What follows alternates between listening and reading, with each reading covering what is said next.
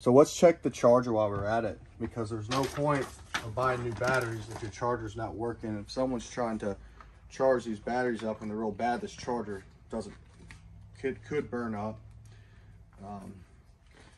So I got a reading at 25.4. I'm going to pull this out, stick this charger right into it, and plug it right back in to the wall.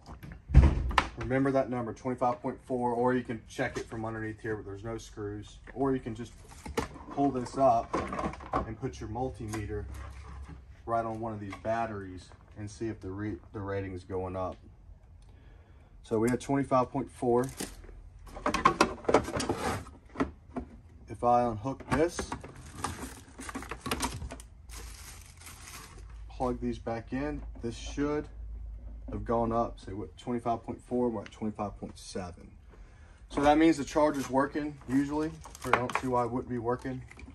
So on your charger real quick, you have fault codes down here. And when you get these chargers, they'll sometimes tell you your fault code. So this means it's charging.